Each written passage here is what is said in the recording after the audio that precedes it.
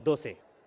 میرا نام سکانت چندر ہے، میں مرشید آباد ضلع کا بیلڈنگا سے آیا ہوں۔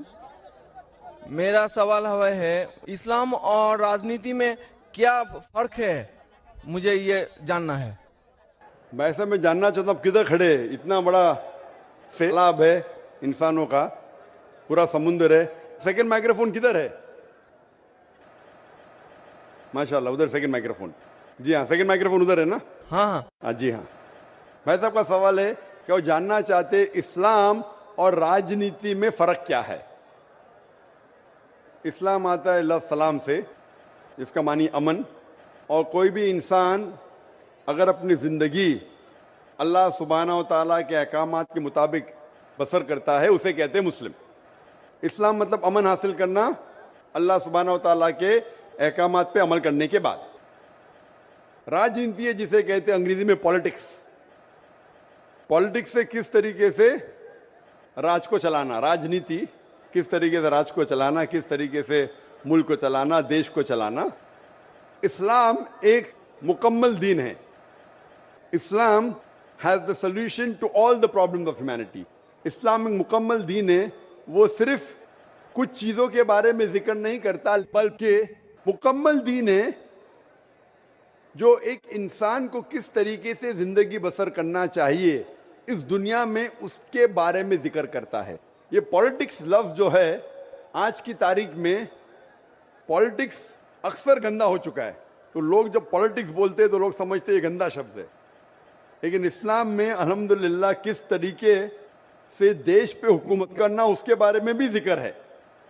آج کی پالیٹکس اور اسلام میں زمین آسمان کا فرق ہے، لیکن اسلام میں پالیٹکس ہے، اسلام مانتا ہے خلافت میں ایک خلیفہ ہوتا ہے، اور وہ خلیفہ جو ساری خلافت میں اونچا درجہ لگتا ہے وہ ڈیسیشن لیتا ہے بیسڈ آن قرآن اینڈ صحیح حدیث۔ تو قرآن جس طریقے سے ہر ملک کا ایک کانسٹیٹیوشن ہوتا ہے، آخری کانسٹیٹیوشن دنیا کا یہ قرآن از دا ورلڈ کانسٹیٹیوشن، ساری دنیا کا کانسٹیٹیوشن قرآن ہے۔ کس طریقے سے زندگی کو بسر کرنا چاہیے، کیا چیز فرض ہے، کیا چیز حرام ہے، کیا چیز مباح ہے، اس میں ساری ڈیٹیل ہے، اور اس کی تو تشریح ہے یا تفسیر آپ بولیں گے، وہ ہے صحیح حدیث، اللہ کے رسول کی صحیح حدیث، جو اللہ کے رسول نے کہا، جو صحیح حدیث ہے۔ یہ دونوں کو لے کے اگر آپ ملک یا دنیا کو چلائیں گے تو یہ اسلام کے مطابق چلیں گے، اور ہمیشہ انشاءاللہ دنیا میں امن رہے گا۔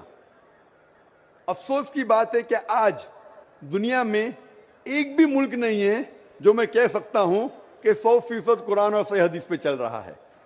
ایک وقت تھا محمد صلی اللہ علیہ وسلم کے دور میں اور ان کے انتقال کے بعد پہلے 4 خلفاء راشدین، حضرت ابو بکر، حضرت عمر، حضرت عثمان، حضرت علی، may Allah be pleased with them all، یہ دور سب سے سنہرا دور تھا، اور صحیح راجنیتی آپ جاننا چاہتے تو ان کو دیکھیے، ان کے دور کو دیکھیے، اللہ کے رسول اور پہلے 4 خلفاء راشدین کے دور، ان میں آپ کو سب سے بہترین مثال ملیں گی کس طریقے سے حکومت کرنا چاہیے۔ یہ سب سے اچھی مثال ہے۔ افسوس کی بات ہے کہ ہم مسلمان قرآن اور صحیح حدیث سے دور ہو گئے، اسی لیے ہم پیچھے ہو گئے۔ انشاءاللہ مسلمان جب قرآن اور صحیح حدیث کے قریب آئیں گے تو انشاءاللہ پھر سے وہ اونچائی پہ آئیں گے۔ Hope the answers the question.